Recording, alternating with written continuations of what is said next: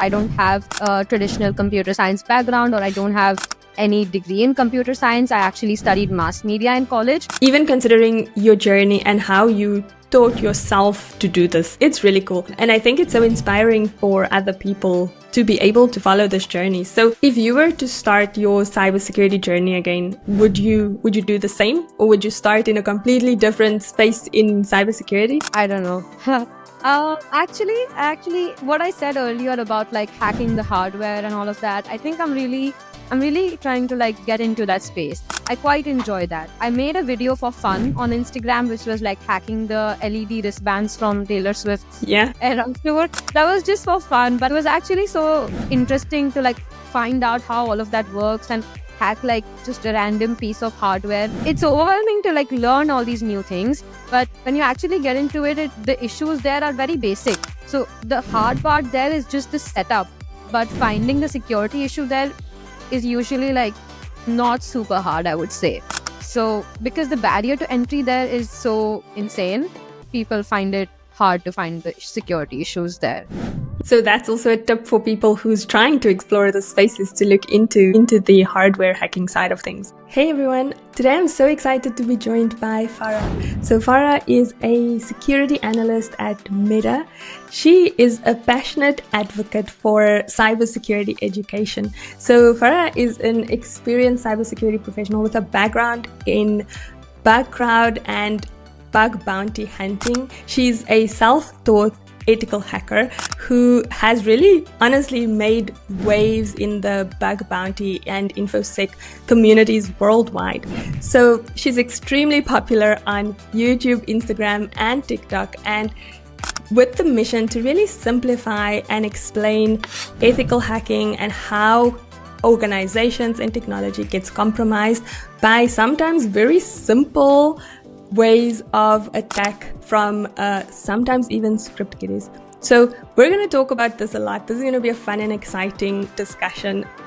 This is Cybersecurity Uncomplicated with Cyber Queen, where we break barriers one chat at a time. No one has the exact roadmap, but together we're challenging stereotypes. We'll show you that cybersecurity is for everyone. We're bold, smart, and unapologetically diverse. Farah, I'm so excited to be speaking with you. Welcome to the show. Thank you. Thank you so much for inviting me. I'm so excited to be here. As you said, I love bug bounties and I love all things cybersecurity. But more than that, I think I'm very passionate about sharing all of this with the world and with the community. I want to bring more people into this industry, and I love sharing all about that. I used to be a bug bounty hunter regularly, but now with my full-time job, I'm an occasional bug bounty hunter.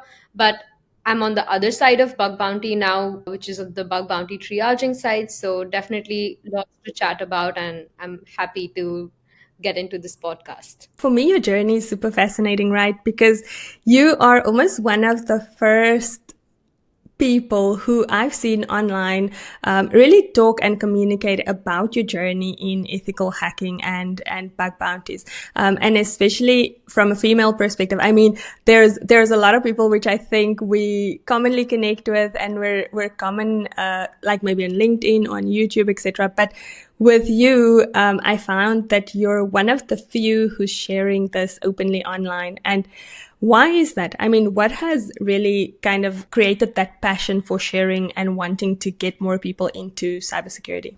That's a great question. I think it's a lot of that why comes from my background and where I'm from.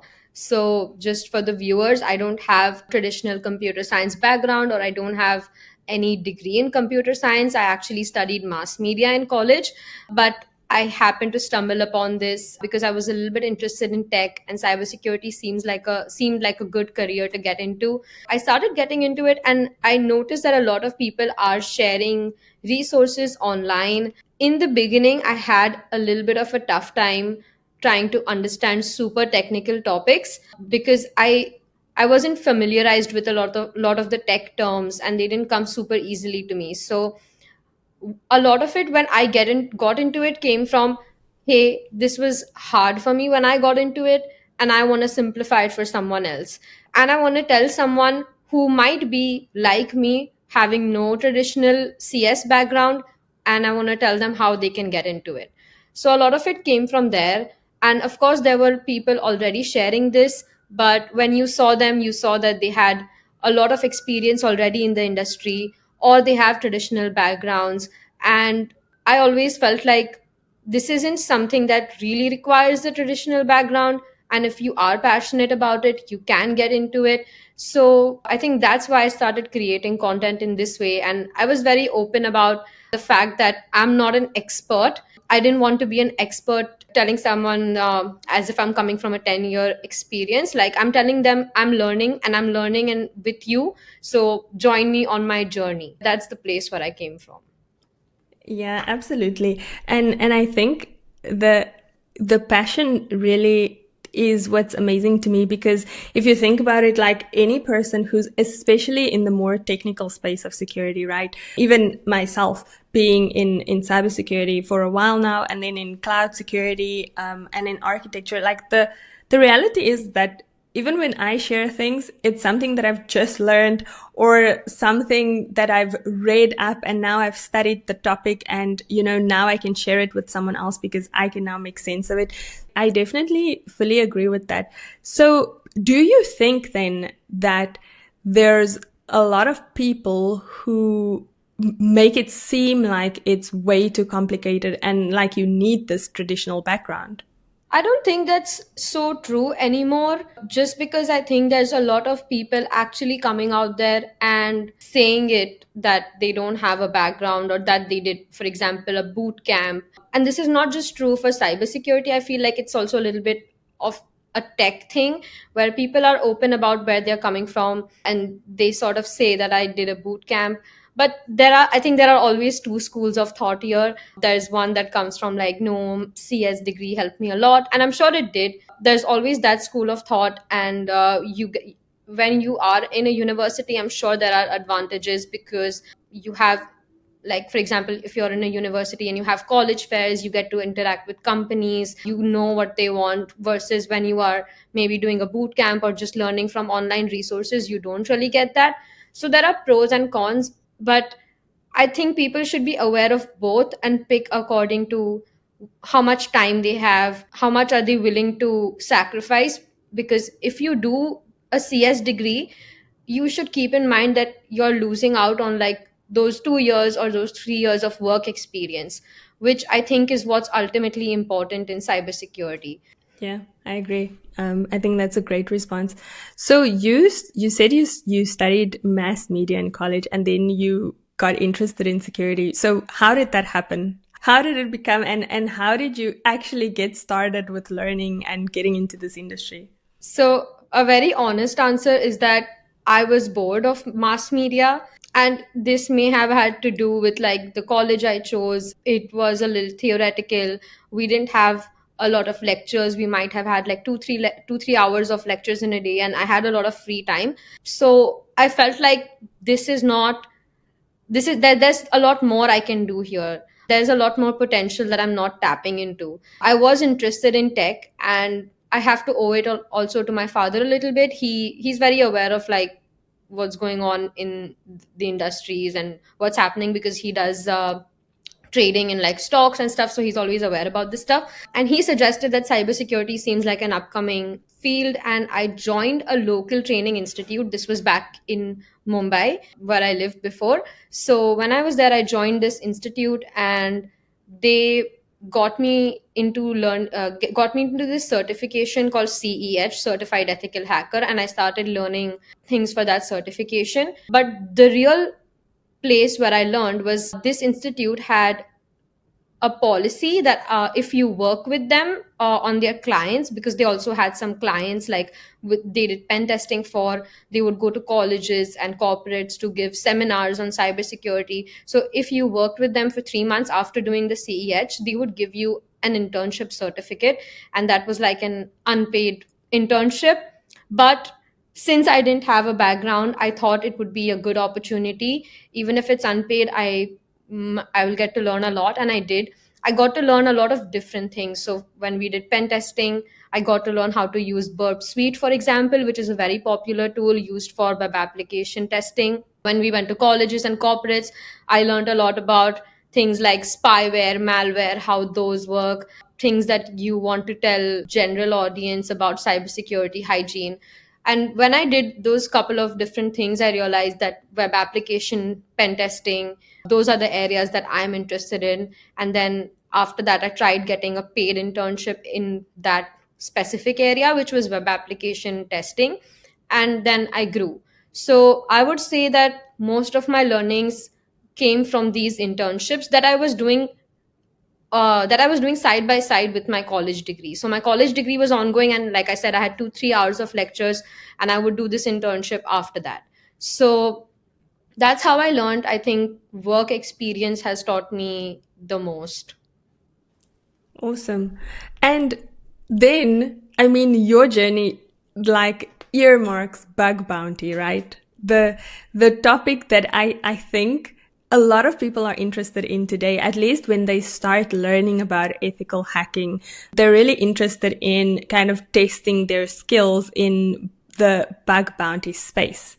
But not a lot of people know how to go about this journey, right? So how did you start kind of getting familiar and getting into the space of bug bounty hunting? Yeah, I think bug bounty seems like a very attractive space, especially for newcomers. You see people getting these bounties for like $1,000, and it seems very attractive. So I think that's similar reason how I was attracted to it, and like the way I got introduced to it. I was looking up a lot of information on how to study. I was looking up information on studying these topics about web application testing, and a lot of them took me to these bug bounty blogs that people were writing. But I have to like give a disclaimer that bug bounty requires a lot of time and a lot of resilience, because you might spend a lot of time on a bug and you might submit it to a company, but it could be a duplicate or not applicable at first, which happens so much when you're starting, and it's super normal. Then you have to spend a lot more time on it. So doing it with a full-time job or doing it with an internship is hard, and that's when I started. It was after the paid internship ended and I was looking for a job, and that's when I decided to do bug bounties, because it would help me build up my resume. Maybe I could post about it on LinkedIn and some recruiter would see it and see that I would have the skills for that job and maybe reach out to me. So that's the reason I started it. And how I got into it was also very similar. I would like go on HackerOne, for example. If you go on HackerOne and go on Hacktivity, you see all these disclosed reports. Let's take an example program like Reddit. You go on Reddit and Hacktivity and you see all these issues that were resolved previously. There will be a lot of CSRF issues, there will be a lot of IDOR issues. So you kind of get to know what are the common issues in these programs, and what's where are they, because every program or every company, every software is built on certain frameworks, and those frameworks might defend against certain attacks by default. For example, there is a software that might completely prevent XSS. You cannot get XSS on it just because of the way it's built. It's not possible, or it will be super hard. But they might have access control issues, and they will have like different roles. They will have like a team member role and an admin role, and that's where they are lacking. So you go on Hacktivity, you see what these programs have been resolving in the past few days, in the past few months, and you only focus on looking for those issues for that program, because it doesn't make sense to look for an XSS where it can't even be found because of the way it's built.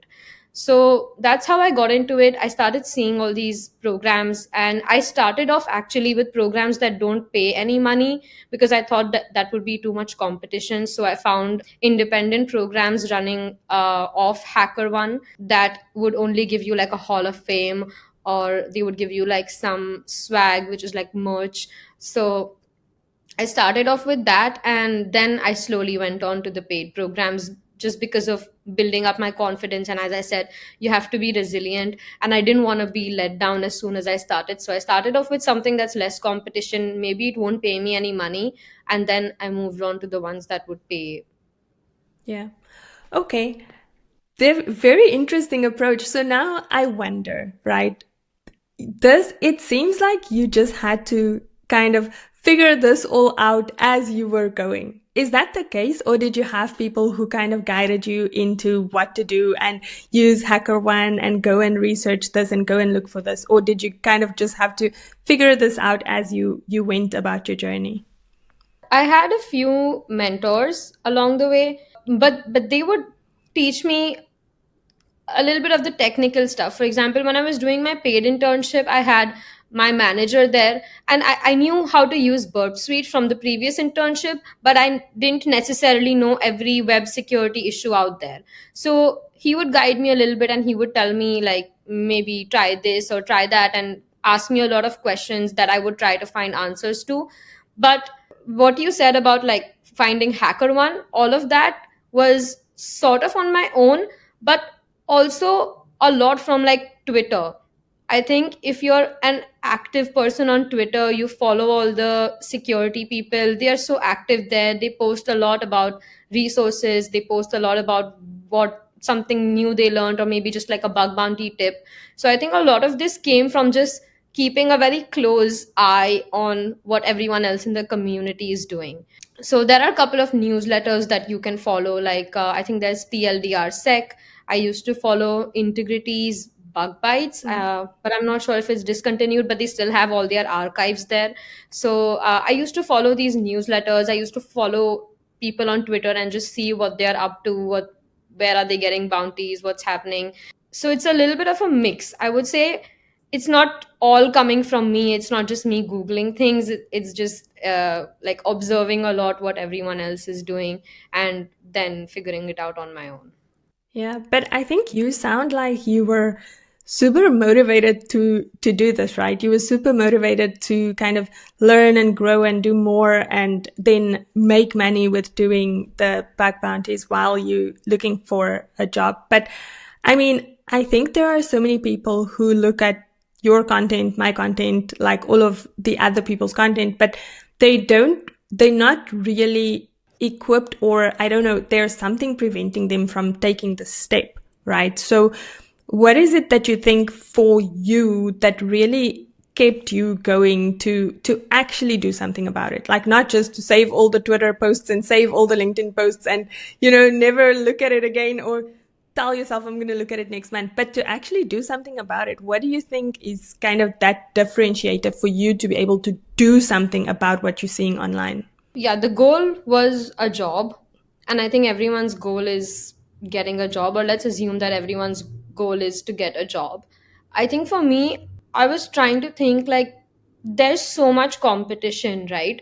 How do I differentiate myself? If I don't have a degree, how do I make it known that I have these skills?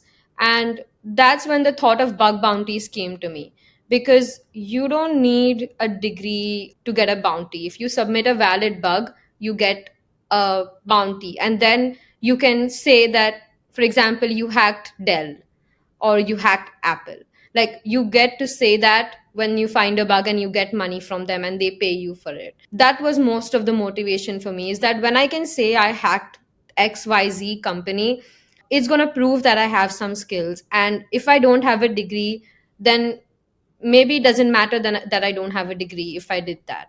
So that's where the motivation came from. I think you should like always look for like a differentiator. If everyone's doing certificates, like CEH or any kind of certification, then what's the differentiator? Along with that, whatever you learn from the certification, try to make something out of it. Maybe you can even blog about it. I encourage people to create content a lot, because it gives you a lot of visibility. It gives you visibility into what you're doing. And in fact, I think content creation has also motivated me to learn things, because in the beginning of my journey, I was like, I want to make a video about GraphQL. I didn't know anything about GraphQL, or I didn't know much. So I built a GraphQL app based on like tutorials online. And then I got a better understanding of what it is. And I did it for a video. So when you teach someone something, you learn it a lot better. So like there were two or three things, but I think the biggest thing which motivated me was like differentiating and standing out, creating visibility for myself. Yeah, I fully agree with you on that, on the content side. And I think it's so many people overlook this, right? I think even like in the cloud security space, like for LinkedIn, when I did this whole LinkedIn course, I built the labs that I included in the hands-on sections of the course. I built them like 3 or 4 or 5 times to figure out, like each, like to really get that thorough understanding, even if it's something that I've learned, you have to get the understanding. And so when you create content and you teach it to someone else, like I feel like that's the best way that you can really solidify your knowledge to yourself. And then you obviously get the reward of being kind of this person that people look up to in the cybersecurity community, and you're building a brand for yourself, which is amazing. Then you I think I might have like cried a couple of times while trying to build these labs for my videos. Like it's not easy, but you see the reward, and I still see comments on my GraphQL video, on my Android videos, telling me like, "Hey, this is amazing. This helped me with this CTF, or this helped me with that," and like that's the reward that I still feel like I'm getting from the videos. So it's super worth it. Yeah, amazing.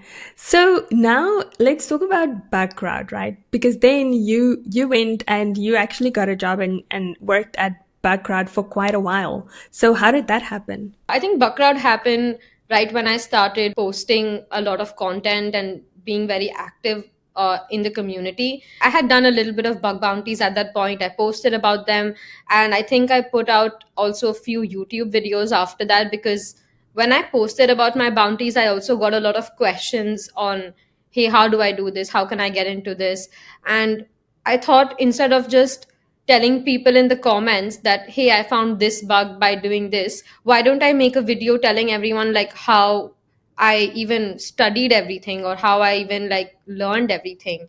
So that's what I started doing. And like I said, like the bug bounty community especially is very active and very helpful on Twitter. And that includes companies as well. So companies like Bugcrowd, HackerOne, Integrity, Yes We Hack, all these bug bounty platforms are also very active with their own brand on Twitter.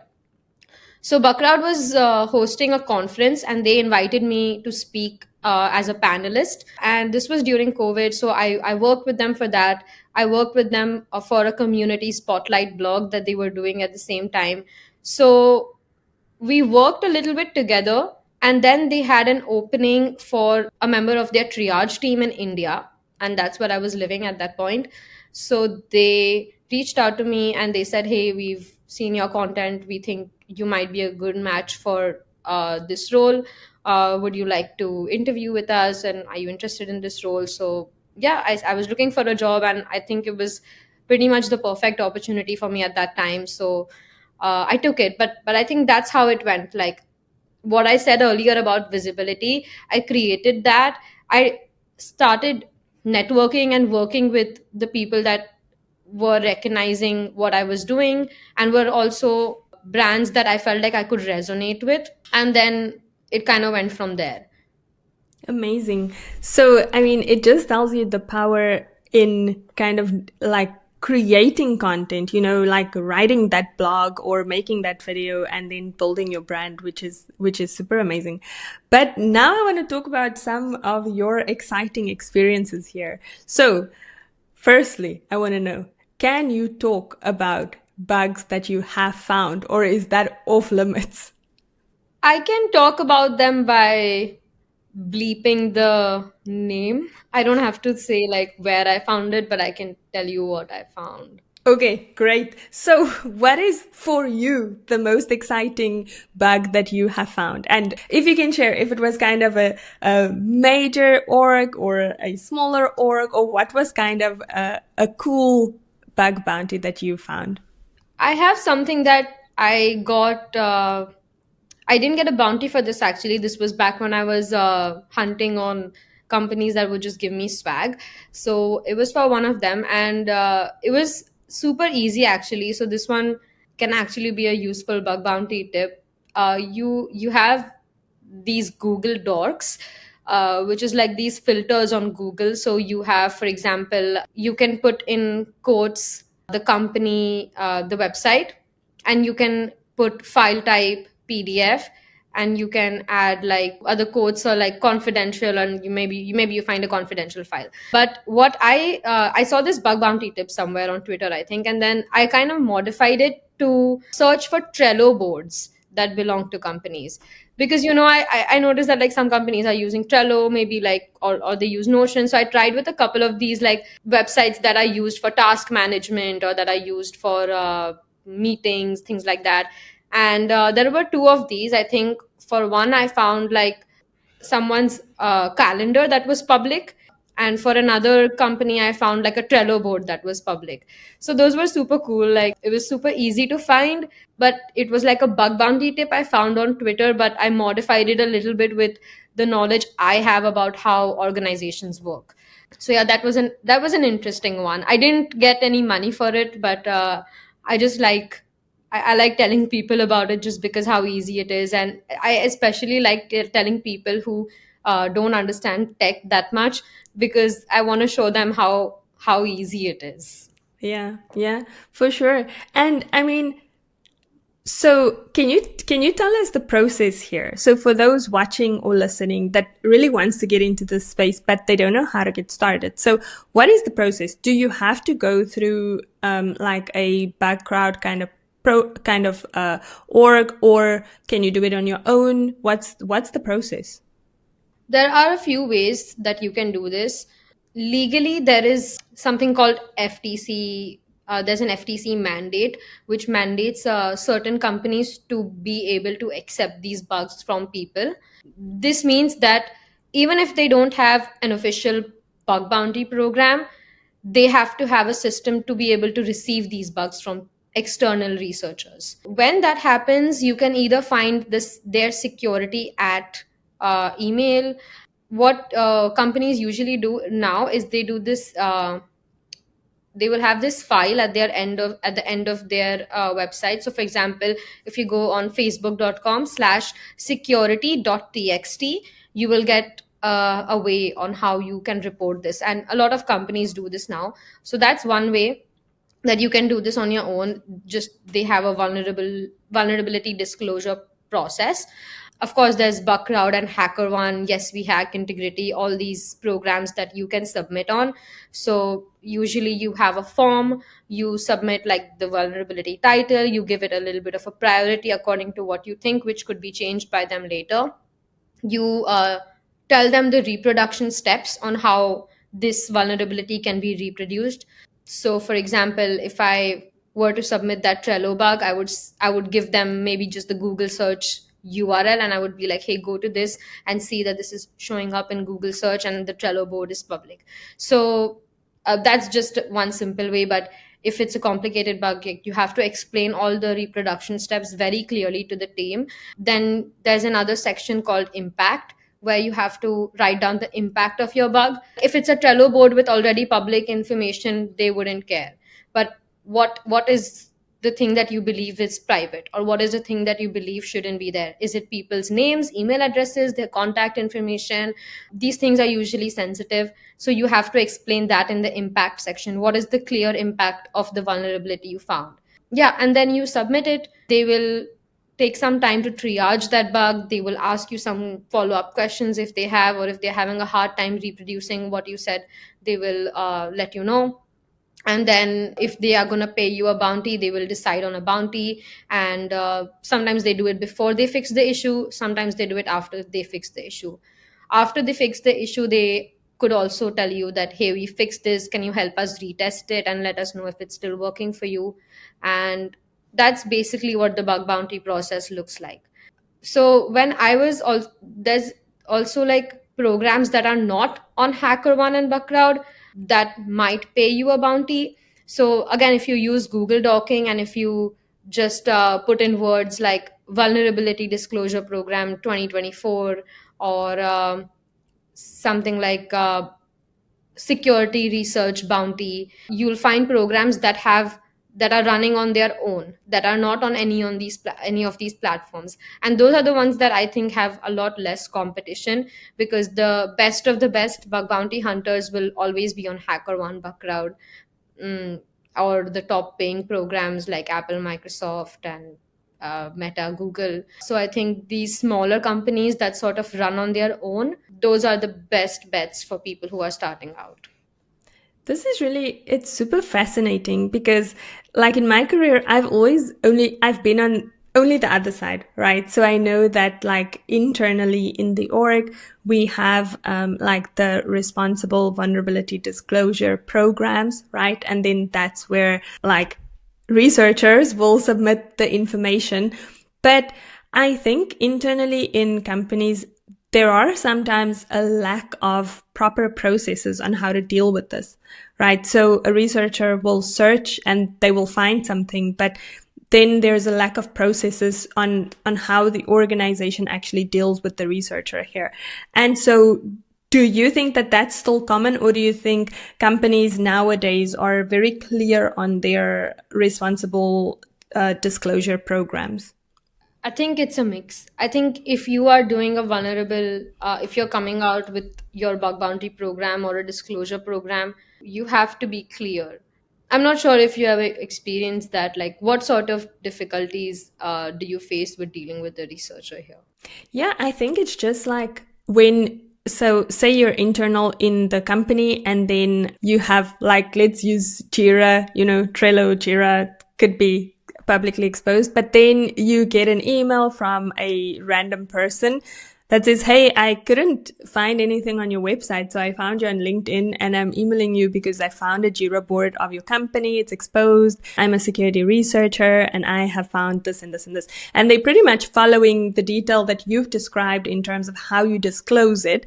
But inside of the organization, we like, the stakeholders, like there's kind of no process in place for that. So typically there has to be like, let's say an application security team and then, or, a team that looks after the vulnerabilities, the public vulnerabilities that's found, publicly of the organization. And then it kind of routes through a process for the researcher to be compensated.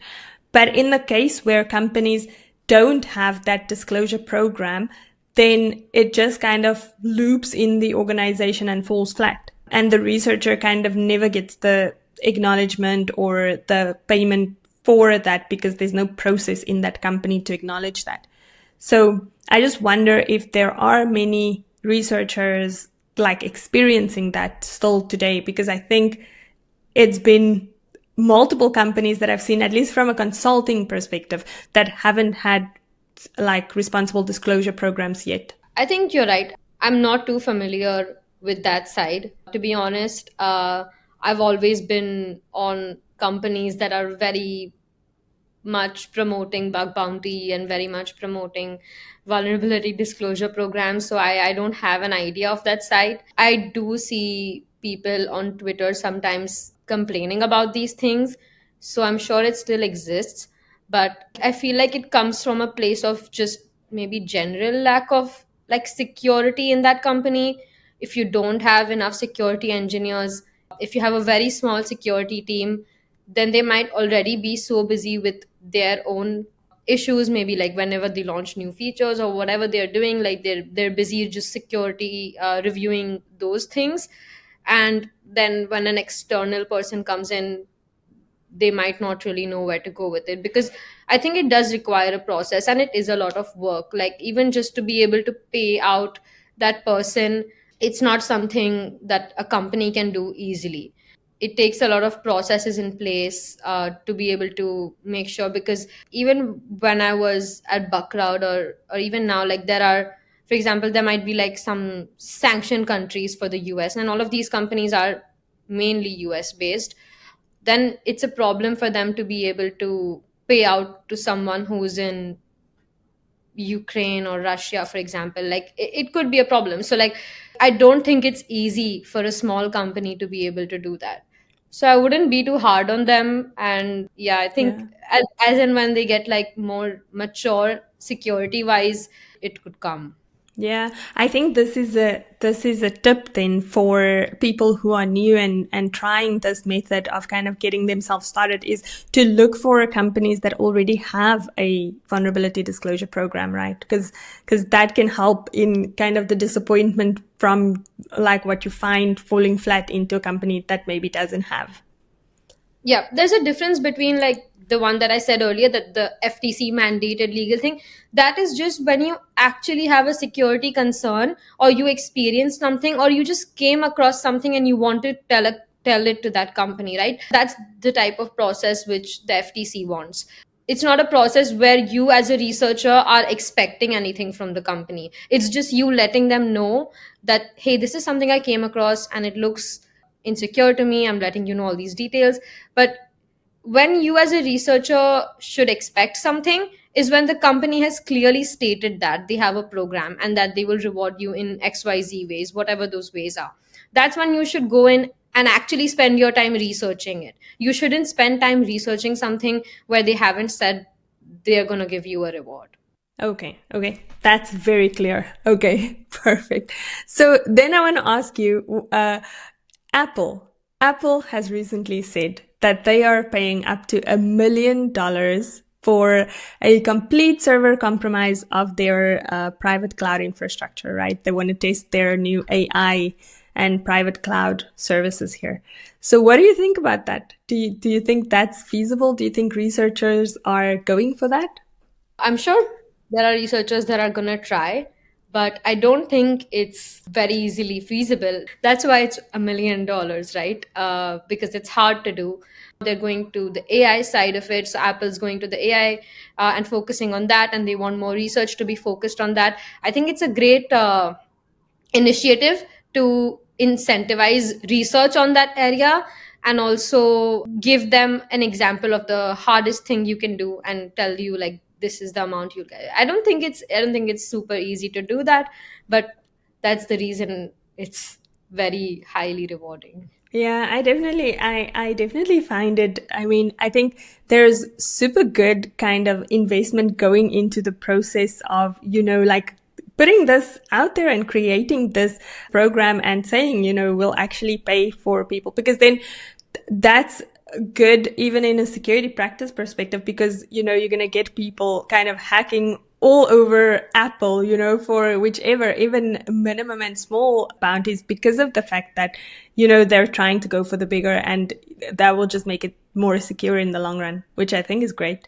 But so I want to switch gears a little bit here, and I want to ask you, so then you moved to the UK, Yeah. and how's it going? How are you settling in for the winter?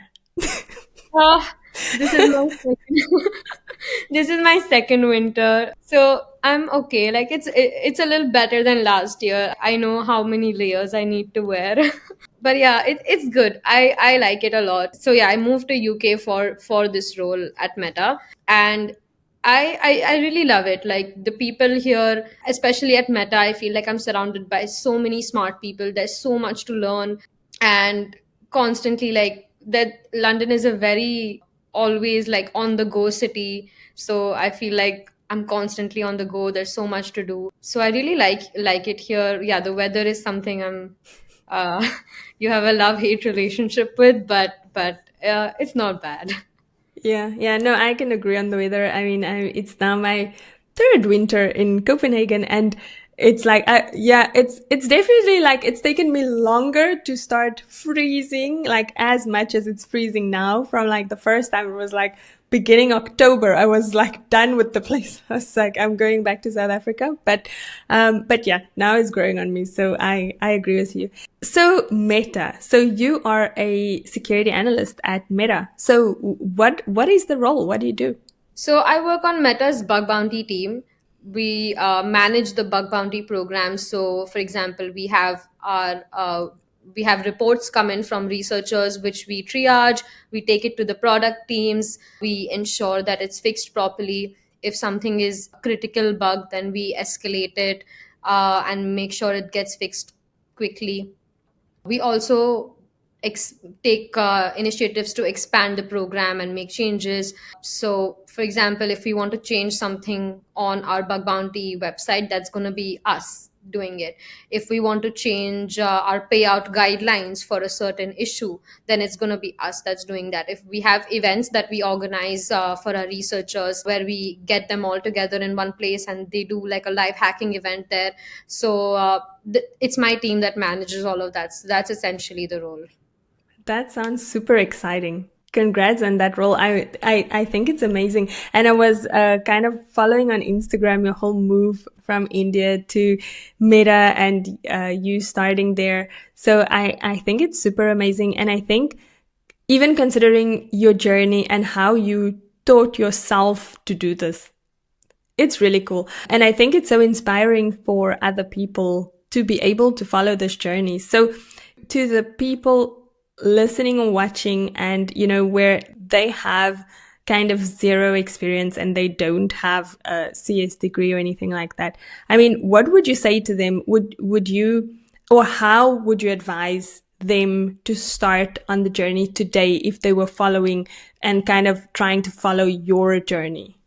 If we just look at my team in Meta, for example, our team in London, I think, except for two people, and everyone else is either a college dropout or doesn't like have a degree in computer science. They were all very passionate bug bounty hunters, just like me. So we did bug bounties and we built our experience, and they were sort of active as well in the community, and that's how some of them were recruited, but others like went, for example, for me, like I went to a lot of conferences and I was networking with people there. So my ex-colleague from Buckrowd, he joined Meta and he referred me for this position. So I think a lot of tech companies rely on referrals to hire. So definitely network as much as you can. If you don't have a traditional CS background, try to find conferences near you, message people on LinkedIn, try to get a referral from them to join at least these big tech companies. They really value referrals. But other than that, I think, like, try to create visibility for yourself, try to differentiate yourself, do the bug bounties which don't require any experience, or build projects. If you build projects that have created value for folks, even without a job, maybe you create a website that is really useful for example, like maybe it gives like flight alerts to people or something useful for people. If you do that, and if you can write that on your resume and say, hey, I did this and X amount of people used it, I generated maybe some amount of money from it, then you have something to show on your resume. I think when you don't have a CS background and trying to get your first job, you have to show something that people believe that you have those skills. So that could come with projects, that could come with speaking at conferences or doing workshops at conferences, or just putting yourself out there and showing your skills to people on a YouTube video or on a blog. So yeah, I think when you don't have that CS background, your goal should be, how can I convince this person that I have this skill? Yeah. And to have that portfolio or profile that helps you to stand out or to be able to network, right? That will help you to stand out, because something you said there is really key around the referrals. I try to say this to so many people that, and I find this, especially in security, maybe it's a tech thing. I don't know. I've been only in security for so many years, but referrals are huge in security. You know, it is about like who you meet at the conferences, like who you network with, like people you connect with online. It can be on YouTube, on LinkedIn, wherever. And it is about kind of building trust with those people, because now those people trust you enough to refer you. Because I mean, think about your colleague that put in the referral at Meta, right? He like really believed in you that much that he's willing to put himself, you know, out there to be like, I will refer Farah and she will do, you know, a good job. So it like building that network is going to help more than I think what anyone thinks. Even for my own personal journey and my own growth, it has been people reaching out on LinkedIn for jobs, and then also people referring me from just having met them at one conference in Cape Town, you know, and kind of building community through that way. So that is really, really important. A lot of people, like I said, from Meta, like they didn't come from these backgrounds, so they've joined based on trust, or someone's found them somewhere and recruited them. So as much as you can, and I know cybersecurity, especially like bug bounty hunting, can be a very lonely kind of job where you might be just working on your computer doing these things, and it's very easy to go into that space. But the more you put yourself out there, go to events, go to conferences, meet people, you'll realize there's a lot of value from there. And it's maybe like equally as important as doing the bug bounty hunting itself, because those opportunities are going to be given to you by those people. Yeah, that's a valuable tip and valuable insight. So you have also gone to a lot of industry conferences, right? So Black Hat, DevCon. So which conference has been your favorite, and which one do you keep going back to and keep joining kind of your community at the conferences, and why? So I've been to DEF CON a couple of times. I think that's the conference that I've been to multiple times now, and it's a good conference for I think getting the overall vibe of the industry, what's new, what's going on. Like this year, for example, at DEF CON there was a huge AI village, which was, I mean, the production they had on that could be easily like in millions. Like you could see the difference between AI village and other villages. You get to know like what's happening in the industry. So the DEF CON is like kind of like an overall industry type of conference. It's not really specific for something, but it's one of my favorite conferences to go to because a lot of different people come there, and I get to meet a lot of people from Twitter, etc., that I only meet online. They're there. But I think DEF CON is one conference that you should go to like once you're in the industry. Like it can be quite expensive, and companies will usually sponsor it for you because it's a huge conference. I actually really like this conference in South America called Echo Party. It's a conference like full of students, full of like newcomers, very enthusiastic, passionate people. I really enjoyed going to that conference. I think it's kind of like an up and coming conference, even though it's been around for 20 years, but I think people are just finding out about it now. It's going in the right direction and it's growing every year. And I was going to be there this year to give a talk as well, but I couldn't make it because of some visa issues. So I really enjoy Echo Party. And I think there are like these three archetypes of conferences. There's one which is like the DEF CON, which is like huge overall industry vibe. Then there's Echo Party, which is full of newcomers, and you get to meet a lot of people that don't have a lot of experience, and you just eager to learn. And then you have the third type, which is something that's very specific. For example, there's Hardware IO. I think it happens in the Netherlands. I'm not wrong.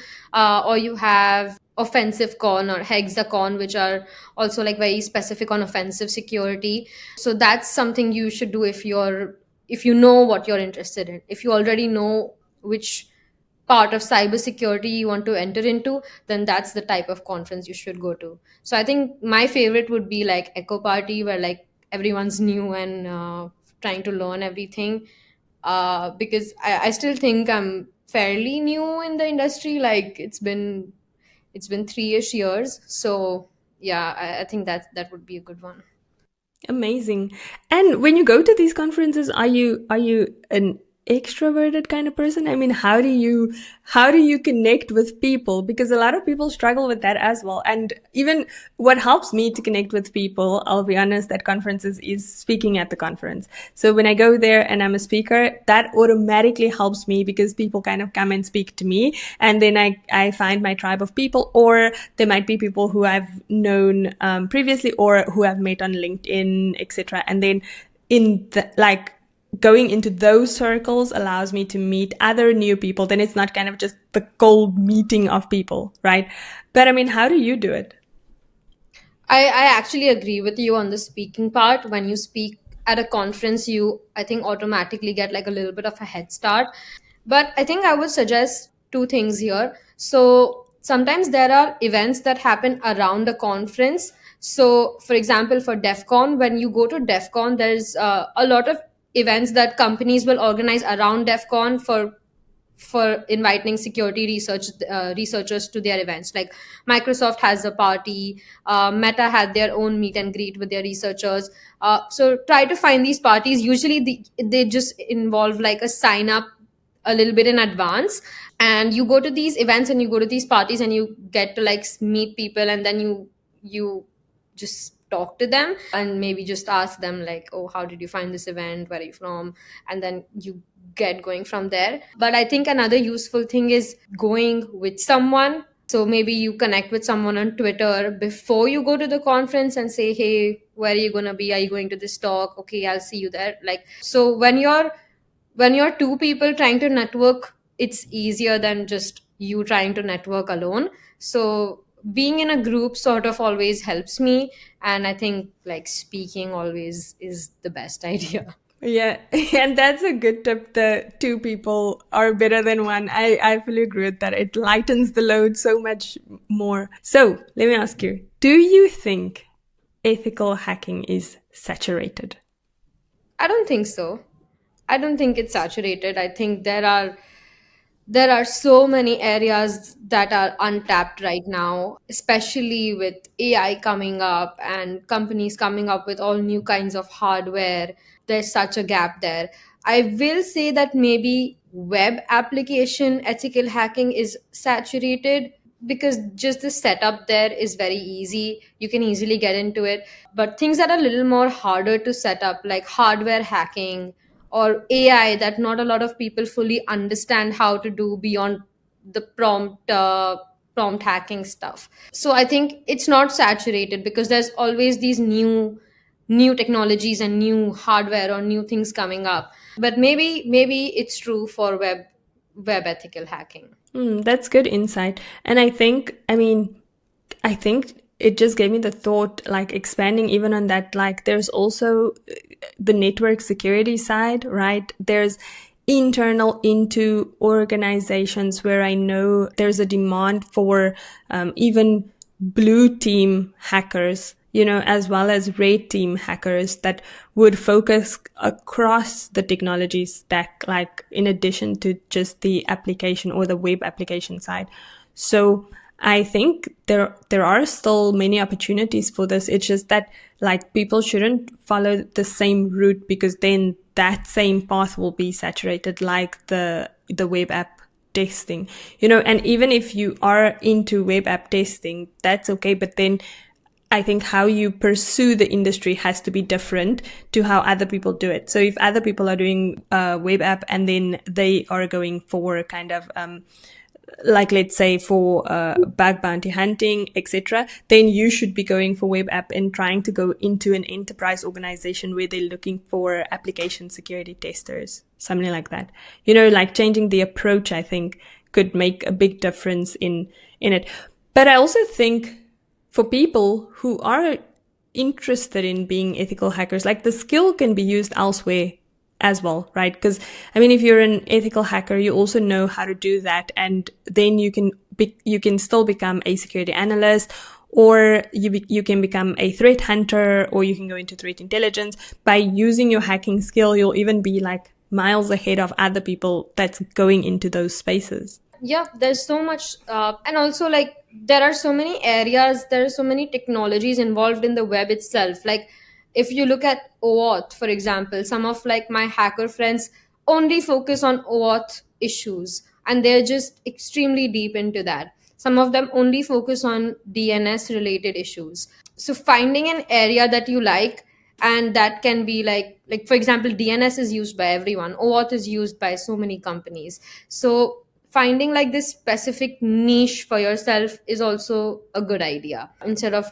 maybe trying to be a generalist. And like, yeah, when you're an ethical hacker, maybe you start off as a bug bounty hunter, but eventually I think you can take your career in so many directions. You can be an incident responder, you can help companies, like you help your company fix these issues. You can do code reviewing, like root cause analysis, root cause the issues. When you start identifying trends, there's so much you can do with that, helping the company trying to fix it on something on a holistic level.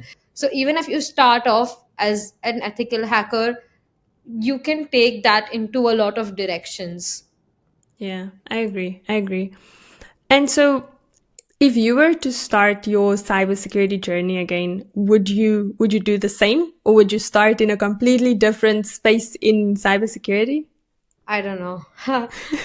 Actually, what I said earlier about like hacking the hardware and all of that, I think I'm really I'm really trying to like get into that space. I quite enjoy that. I made a video for fun on Instagram, which was like hacking the LED wristbands from Taylor Swift's Yeah. Eras tour. That was just for fun, but it was actually so interesting to like find out how all of that works and hack like just a random piece of hardware. And like it's overwhelming to like learn all these new things, but when you actually get into it, the issues there are very basic, like they're not that complicated. So the hard part there is just the setup, but finding the security issue there is usually like not super hard, I would say. So because the barrier to entry there is so insane, people find it hard to find the security issues there. But once you get through that barrier of entry, it's actually pretty basic. So that's also a tip for people who's trying to explore the spaces to look into the hardware hacking side of things. Definitely interesting. So then I want to know, now that you're at Facebook, so that's kind of, internal into the organization, and you managing the process that you were part of before, right? So how do you find the contrast of now being on the other side and being in this big tech giant organization? Yeah, I see how complicated it can be, especially I think for a big tech organization like Facebook. They have like so many different kinds of apps, right? And like so many different teams that we work with as the bug bounty team. I definitely see how complicated it can be. You work with people, like you work with software engineers who don't have a background in security, but they have to fix a security issue, and you have to work along with them to make sure that issue is fixed.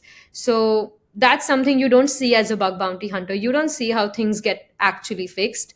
You see more of like what impact an issue can have on the program, which you don't get to see from the outside. From the outside, you might think this is the most impactful bug ever, but on the inside, because you see everything. You see how things are being fixed, and yeah, you just the impact more. You know how things are being fixed more. So I think you should, like, as a researcher, I don't think I would have had that much compassion for the other side as much as I do now. I see that there's as much work that goes into when you submit a bug. The other side also takes it seriously and tries to fix it.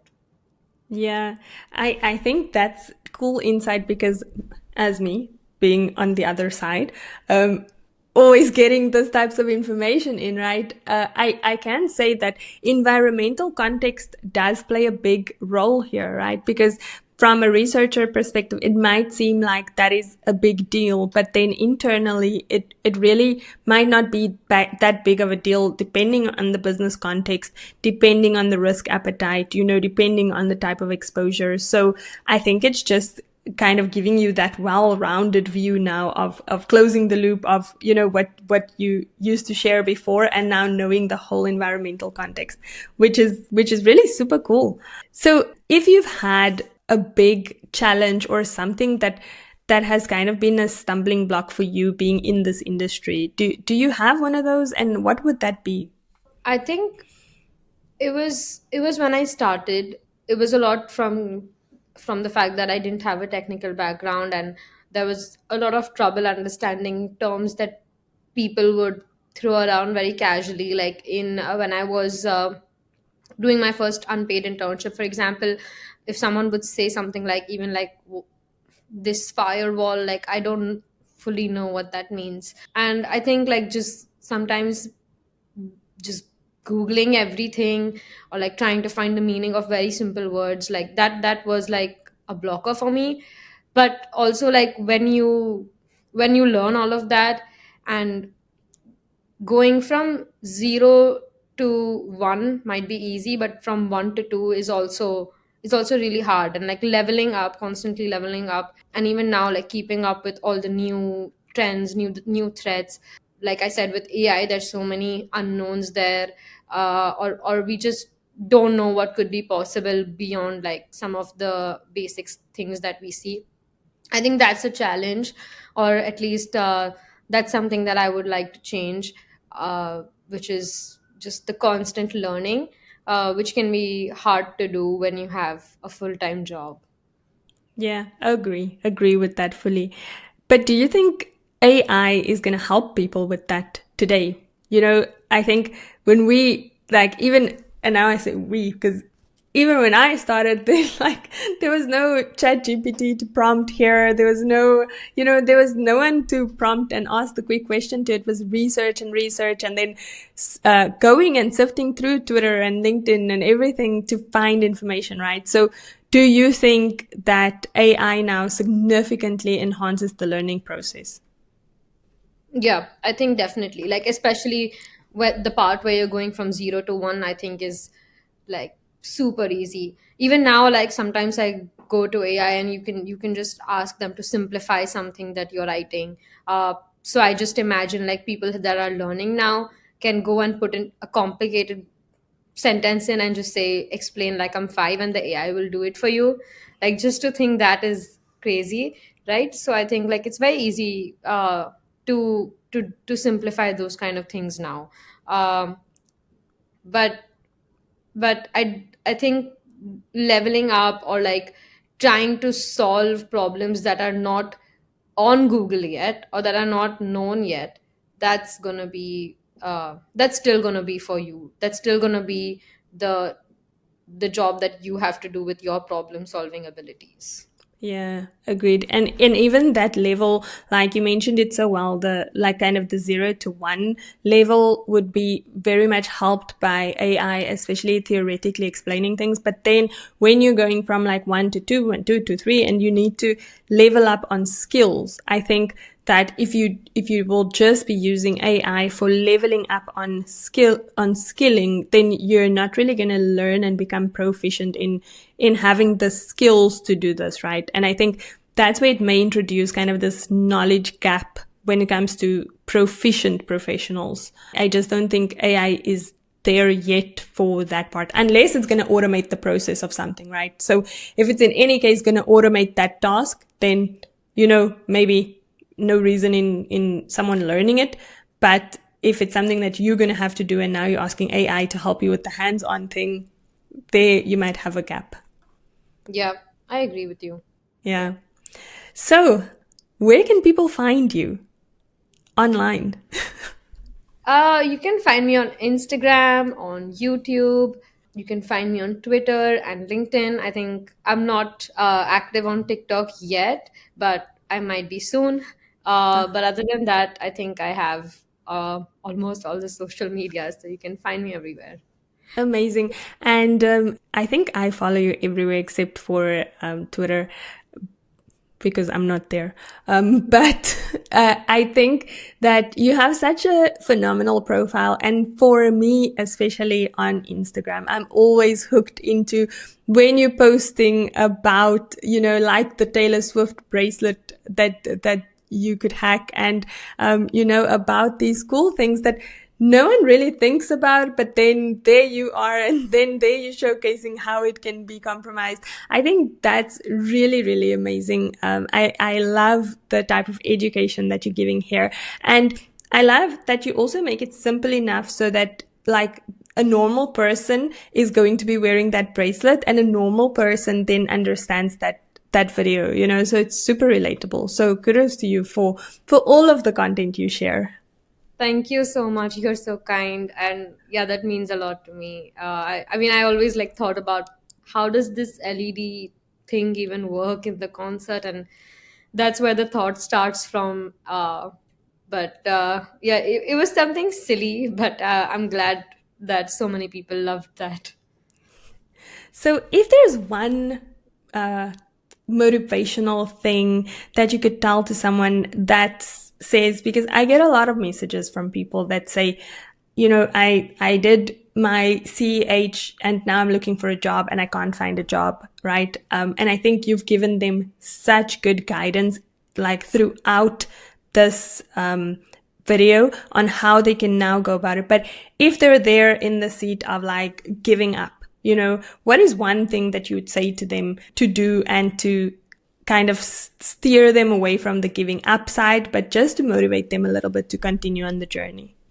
Okay, I think if you've done a certification, you're looking for a job, a question that I would ask myself if I was in that position was that what can I do to convince a recruiter or show a recruiter that I have the skills that they are looking for. Try to focus on those aspects and create some visibility by doing something like online or posting about it. I think I like I said, I encourage people a lot to create content because you end up learning a lot while doing that. So if you're like on the verge of giving up, try to ask yourself that question.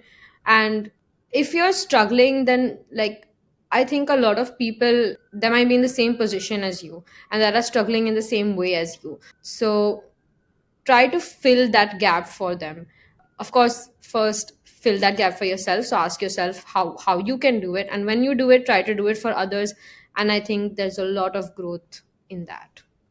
That's amazing. That's amazing. So, Farah, I really want to say thank you so, so much for joining me and for taking the time to have this discussion and to inspire so many people. I've loved speaking with you. So thank you so much. Thank you so much. I had a great time. It was such a good conversation. I really liked it. This is Cybersecurity Uncomplicated, and I'm your host, Cyber Queen.